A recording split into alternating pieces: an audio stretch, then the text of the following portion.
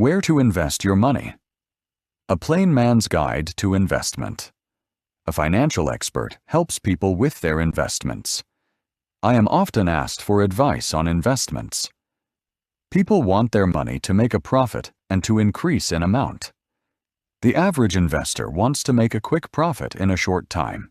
However, it's a fact that he cannot expect a maximum profit with a minimum risk. He doesn't want to lose his money when he is investing it, as most of the investors also want to save money for their retirement. Below are some guidelines on how they can invest their money. An investor may put his money in a bank. He can open two kinds of accounts. If he puts the money in a deposit account, he is paid interest. However, his money will remain there for a period of time, and he will not be free to draw it out at any moment. If he does, the bank will not pay him any interest on his money. If he opens a current account, on the other hand, the customer can obtain his money whenever he likes, but will not be paid any interest, and therefore will not pay any taxes.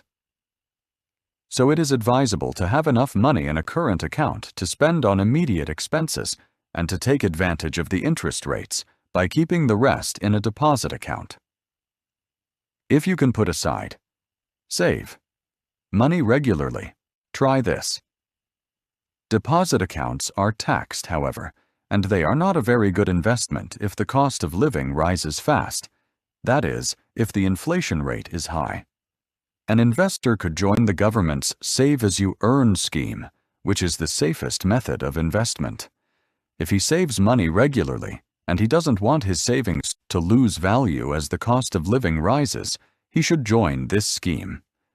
This offers him a tax-free interest. However, he must promise to save a certain amount every month for at least 5 years. He could invest in the stock market. The stock market offers investors the opportunity of making quite good profits within a short time. But that kind of investment is very risky, as there can also be heavy losses in a very short time. Since the 1960s, profits made in the stock market have been taxed too. Unit trusts are a way of reducing the risk of losing one's money.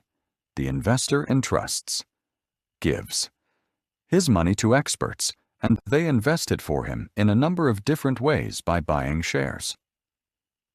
If the experts choose carefully and wisely, unit trusts are more likely to guarantee him a profit. He could buy property, as it usually increases in value more quickly than the cost of living. But if you still have to sell your house, remember that you will have to pay taxes for the money you receive for it.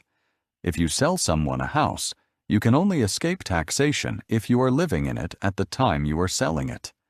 You may conclude that investment is so complicated that it is simpler to keep your money under the bed. But this is the most certain way to lose it.